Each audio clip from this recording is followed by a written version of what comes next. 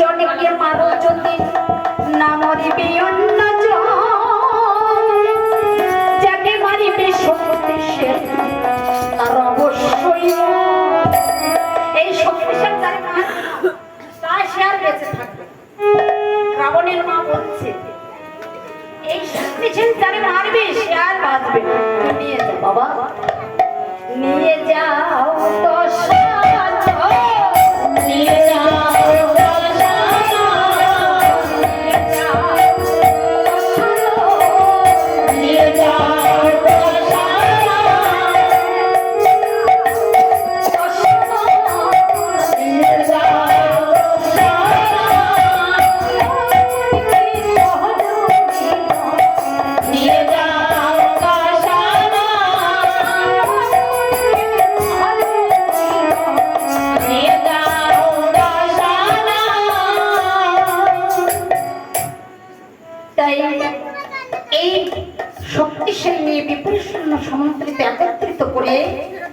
রাবণ চলছে ওই লঙ্কার সমুদ্র সৈকতে।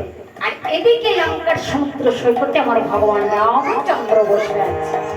দুই পক্ষ নাকি কি হয়, খেলা যুদ্ধ হয়, দুই পক্ষ লাগে। এদিকে রাবণ আর এদিকে রাম, ভগবান রামচন্দ্র বসে আছে। রঘুপতি রূপজ্যোতি আলো বসে আছে।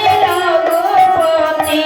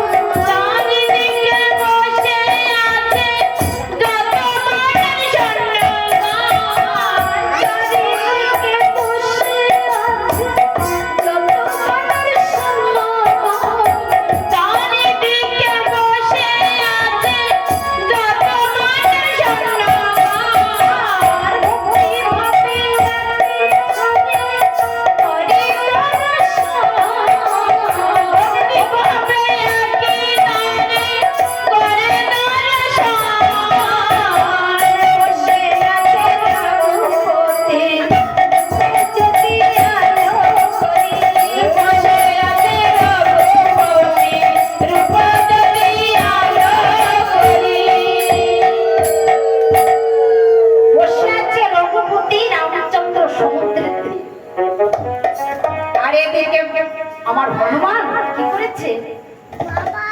জয় জয় রঘুপতি রাঘব জয় জয় রাম সীতা পাবন জয় জয় রঘুপতি রাঘব রাজা রাম সীতা পাবন জয় সীতারাম জয়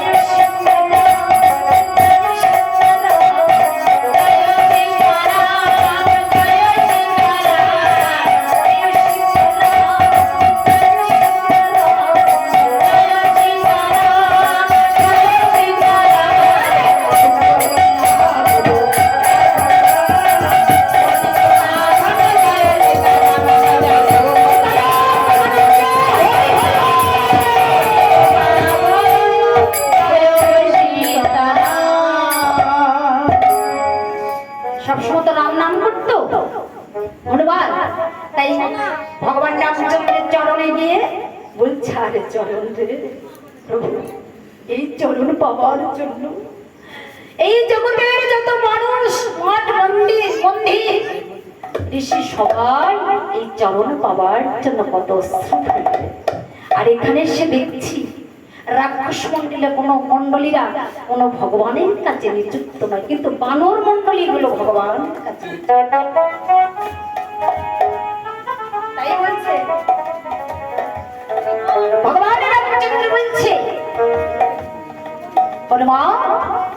কোথা থেকে যেন একটা শব্দ আসছে, ধনুক টঙ্কারের শব্দ পাওয়া যাচ্ছে। কোথা থেকে আসছে ধনুক টঙ্কারের শব্দ? হনুমান হনুমান এক লাফে গিয়ে দেখতে পাচ্ছে রাবণ যুদ্ধ করতে বিপুল সৈন্য সমন্বিত একত্রিত করে রাবণ রথ নিয়ে আসছে। এত সুন্দর ভাবে সাজিয়েছে, কেমন ভাবে সারথি সাজিয়েছে। ও সারথি হ্যাঁ